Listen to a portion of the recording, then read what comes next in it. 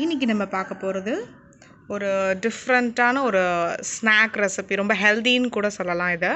அதாவது எள்ளு உருண்டை எப்படி பிடிக்கிறது அப்படிங்கிறத பார்க்கலாம். இது வந்து குழந்தைங்கள்லேருந்து பெரியவங்க வரை எல்லாருமே இதை எடுத்துக்கக்கூடிய ஒரு டிஷ்ஷு தான். அதாவது இப்போ இருக்கிற காலகட்டத்தில் ஜங்க்ஸ் எல்லாம் அவாய்ட் பண்ணிவிட்டு இந்த மாதிரி எள்ளு உருண்டை, கடலை மிட்டாய் இந்த மாதிரி கொடுத்தோன்னா குழந்தைங்களுக்கு ஹெல்த்தியும் கூட. ப்ளஸ் இது வந்து ஒரு மிட் மார்னிங்கில் சாப்பிடலாம், அப்புறம் ஈவினிங்கில் ஸ்நாக் மாதிரி எடுத்துக்கலாம். ஸோ ரொம்ப டேஸ்டியாகவும் இருக்கும். இதில் நம்ம வெல்லம் யூஸ் பண்ணி பண்ணுறதுனால ரொம்பவே ஹெல்தி கூட. அதாவது நிறைய பேருக்கு ஹேர் ஃபால்லாம் இருக்கும். ஸோ அந்த மாதிரி ப்ராப்ளம்ஸ் உள்ளவங்களும் இதை எடுத்துக்கலாம். ஸோ லேடிஸ் மெயினாக வந்து இந்த பீரியட்ஸ் ப்ராப்ளம் உள்ளவங்க, ஸோ அவங்களும் எடுத்துக்கலாம். ஸோ குழந்தைங்களுக்கும் ரொம்ப நிறைய விட்டமின்ஸ், பொட்டாசியம் இதெல்லாம் அடங்கியிருக்கு. ஸோ கண்டிப்பாக இதை ட்ரை பண்ணுங்கள்.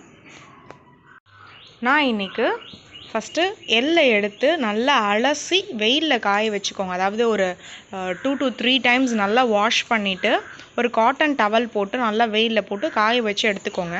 அப்படி வந்து காய வைக்க முடியல, எனக்கு அந்த மாதிரி டைம் இல்லை அப்படின்னு நினச்சிங்கன்னா ஒன்றும் பிரச்சனை இல்லை.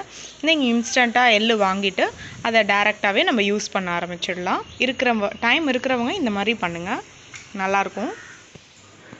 எள்ளு உருண்டை பண்ணுறதுக்கு ஃபஸ்ட்டு ஒரு கடாய் போட்டிருக்கேன். கடாய் ஹீட் ஆனதும் நம்ம ஃபஸ்ட்டு எள்ளை ஆட் பண்ணிடலாம். அதாவது ஃபுல்லாக போடக்கூடாது, கொஞ்சம் கொஞ்சமாக தான் நம்ம போட்டு எடுத்துக்கணும். இது ஜஸ்ட்டு 2 நிமிஷத்தில் கடன்னு பொரி வர ஆரம்பிக்கும் பாருங்கள், வெள்ளை வெள்ளையாக. அதுதான் அதோட பதம். படப்படன்னு வெடிக்குது பாருங்கள். இதுக்கு டைமிங் எதுவும் கிடையாது, ஜஸ்ட்டு ஹீட் ஆனதுக்கப்புறம் இதை போடுங்க. போட்டதுக்கப்புறம் பொடி வரணும் இந்த மாதிரி.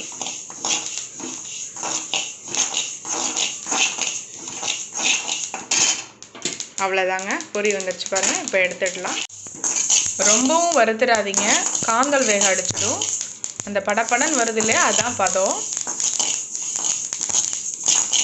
அவ்வளோதான். இப்போ நம்ம இதை ட்ரான்ஸ்ஃபர் பண்ணிடலாம். அதாவது அந்த பொரி வந்ததுலேருந்து ஒரு 20 செகண்ட்ஸ் வச்சுருங்க போதும். மேக்ஸிமம் 20 செகண்ட்ஸ், அவ்வளோதான். அதுக்கு மேலே ரொம்பவும் வச்சிங்கன்னா காந்தல் ஸ்மெல் வந்துடும். முன்னாடி பார்த்ததுக்கும் இப்போக்கும் கலர் டிஃப்ரென்ஸ் உங்களுக்கு தெரியுது பாருங்கள். இதுதான் அதோட பதம். ஃபஸ்ட்டு ஒரு மிக்ஸி ஜார் நான் எடுத்திருக்கேன். அதில் நம்ம எடுத்திருந்த எள்ளை வந்து சம அளவாக பிரிச்சுக்கிட்டேன். இதில் பாதி வச்சுருக்கேன், இப்போ இதில் பாதி போட்டிருக்கேன். ஃபஸ்ட்டு எள்ளை தான் அடிக்கணும். இப்போ வந்து நான் பாகு வச்சு செய்கிறது ஒரு டைப்பு.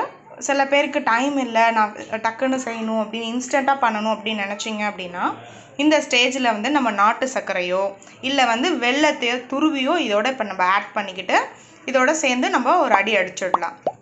இப்போ நான் வெறுமா பண்ணுறதுனால ஜஸ்ட்டு உங்களுக்கு எள்ளை மட்டும் நான் இப்போ அடித்து காமிக்கிறேன். பாருங்கள் எந்த அளவுக்கு நைஸாக அடித்து எடுத்து வச்சுருக்கேன்றத. இந்த ஸ்டேஜில் நம்ம கொஞ்சம் ஏலக்காய் பொடி ஆட் பண்ணிக்கலாம் ஃப்ளேவருக்காக. ஃபஸ்ட்டு என்ன பண்ணணும் அப்படின்னா, நான் இன்றைக்கி 200 எள்ளு எடுத்திருக்கேன். அதுக்கு ஒரு 1/4 கிலோ வெல்லத்தை வந்து நல்லா தண்ணியில் போட்டு கரைய விட்டுட்டு அதை நல்லா வடித்து எடுத்துடணும். பிகாஸ் அந்த தூசி அதெல்லாம் இருக்கும் இல்லையா, அதுக்காக. அடுத்தது என்ன பண்ணணும் அப்படின்னா, அதுக்கு ஒரு 1/4 மூடி தேங்காவை துருவி இதில் போட்டு பாருங்கள். இப்போ அதை தான் நல்லா கொதிக்க வச்சிட்ருக்கேன். எல்லாம் சேர்ந்து நல்லா கொதி வரணும் பாருங்கள். இப்போ தான் நல்லா கொதி வர ஆரம்பிக்குது.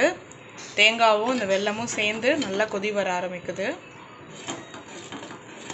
கொஞ்சம் தண்ணி பக்கத்துலேயே வச்சுக்கோங்க. உங்களுக்கு தண்ணி கம்மியாக நீங்கள் ஊற்றிட்டீங்க அப்படின்னா அடி பிடிச்சிடும். பாருங்கள் நல்லா கொதி வந்துடுச்சு. நம்ம எப்படி இதை செக் பண்ணணும் அப்படின்னா, இந்த பாவை லைட்டாக எடுத்து தொட்டு பார்க்கணும், ஒரு கம்பி பதம் வருதா அப்படின்னு சொல்லிட்டு காமிக்கிறேன் பாருங்கள். ஒரு கம்பி பதம் வருது பாருங்கள், இதுதான் அதோட பதம். ஸ்டேஜில் நம்ம இப்போ இதை ஆஃப் பண்ணிடலாம். ரெடி ஆகிடுச்சு. இப்போது இந்த வெள்ளைப்பாவை வந்து இதோட ஆட் பண்ணிடுறேன். இப்போது இது எல்லாத்தையும் நல்லா மிக்ஸ் பண்ணி விடுங்க. பிடிச்சு பார்க்கணும். இங்கே பாருங்கள், பிடிச்சா நமக்கு இந்த மாதிரி ஒரு ஷேப் வரணும். நமக்கு தேவைப்பட்டுச்சு அப்படின்னா நீங்கள் அந்த பாவை வந்து இன்னும் கொஞ்சம் ஆட் பண்ணிக்கிட்டு பிடிச்சிக்கலாம். இப்போது இது பிடிச்சதுக்கப்புறம் ஒரு 5 நிமிஷம் வெளியிலே இருந்து நல்லா ஆறட்டும். இல்லைன்னா அந்த பாவு போட்டிருக்கோம் இல்லையா, ஒன்றோட ஒன்று ஒட்டிடும். ஆறுனதுக்கப்புறம் நம்மளோட கண்டெய்னரில் எடுத்து ஸ்டோர் பண்ணிக்கலாம். ரொம்ப ஹெல்தி, ரொம்ப டேஸ்ட்டாகவும் இருக்குங்க இது உருண்டை. இதை வந்து நாங்கள்லாம் அதை காயப்பொடின்னு சொல்லுவோம். அதை எள்ளு உருண்டை இல்லை காயப்பொடி எப்படி வேணாலும் அதை சொல்லலாம். ட்ரை பண்ணுங்கள், டேஸ்ட் பண்ணுங்கள். தேங்க்யூ.